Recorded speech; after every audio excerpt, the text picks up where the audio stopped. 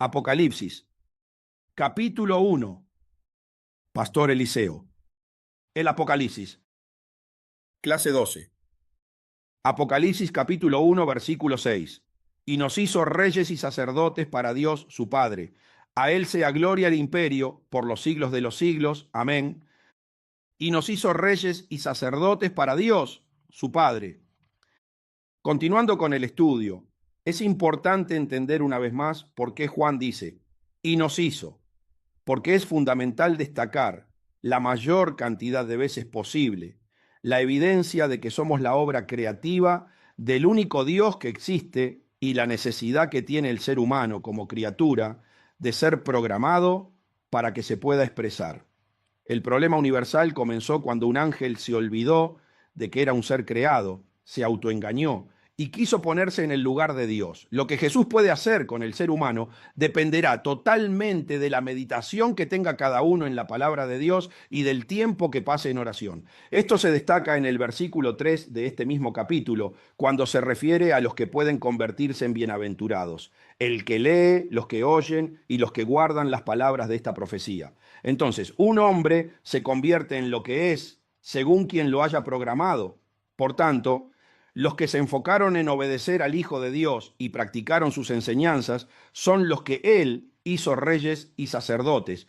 Si el hombre entiende correctamente que existe un único Dios y conoce acerca de la rebelión de Lucifer, entonces le resultará fácil comprender que existe un solo sacerdote y rey, el Señor Jesús, la manifestación visible del pensamiento de su Padre, y también que existe un único traidor, Lucifer.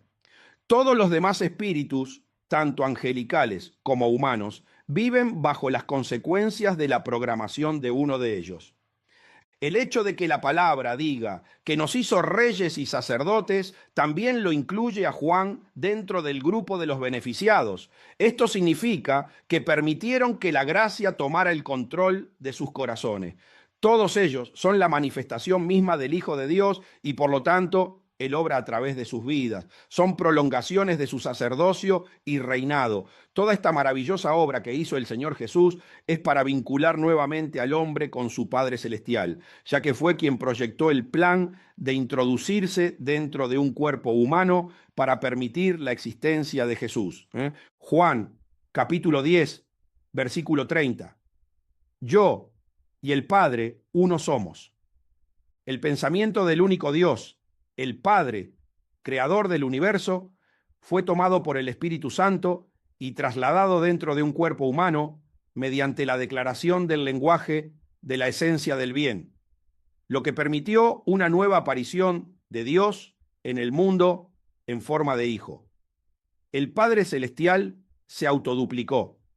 En consecuencia, el espíritu que ahora se había introducido en el cuerpo humano no era uno parecido o igual, sino el mismo Padre se trasladó dentro, ocasionando la aparición de un clon.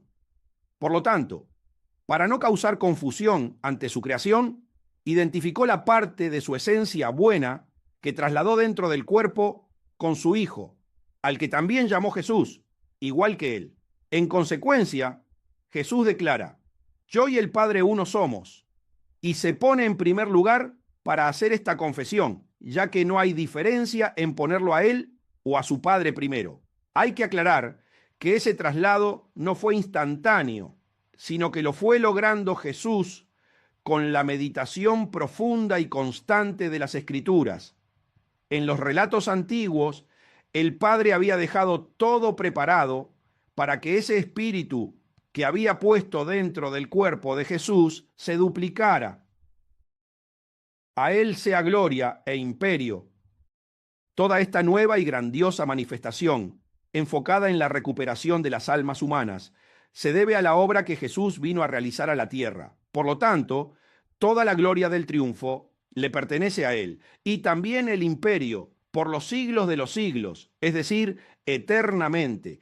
Que a Jesús le pertenezca la gloria hace referencia a la repercusión de poder manifestar a Dios, el Padre, dentro de un cuerpo humano. El primero había sido Adán antes del pecado y ahora lo hacía Jesús nuevamente. y a su desempeño para vencer completamente el altercado interno que Lucifer provocó en la esencia de Dios. Eso le otorgó la fama universal y merece todos los honores por haber logrado expresar en su vida el máximo potencial de la esencia buena de Dios. Jesús presentó plenamente al Padre Celestial delante de los hombres. Un imperio. Un imperio es una unidad política formada por varios territorios y pueblos, generalmente adquirida a través de conquistas, que comprende un centro dominante con periferias bajo su mando.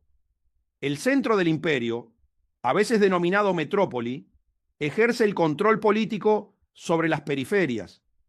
En sentido estricto, un imperio es un estado soberano cuya máxima autoridad es un emperador. Apocalipsis capítulo 21, versículo 23.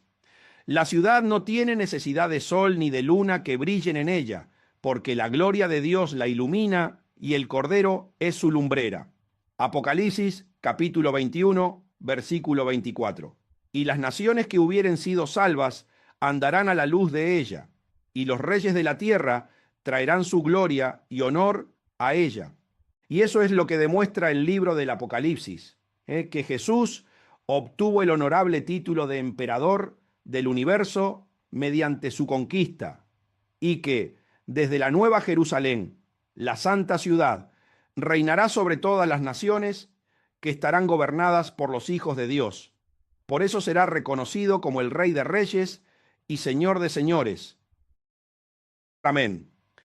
Y Juan, después de transmitir el saludo y las explicaciones referentes al deseo de la divinidad de que las iglesias reciban gracia y paz, termina con una confirmación de absoluta aprobación diciendo: amén, que así sea. El término amén es símbolo de confirmación y afirmación. Su significado real es en verdad, ciertamente o que conste. Popularmente se le da el significado de así sea o simplemente sí. En efecto, la raíz de esta expresión afirmativa implica firmeza, solidez y seguridad. Y en hebreo es la misma que se utiliza para el vocablo fe. En el Talmud se indica que la palabra amén es una interjección que se podría traducir como Dios, Rey, en el que se puede confiar. Decir amén significa proclamar que se cree verdadero lo que se acaba de decir. En consecuencia, expresado de forma conjunta o grupal en el ámbito de un servicio divino u oficio religioso, también significa estar de acuerdo con lo expresado en esa ocasión.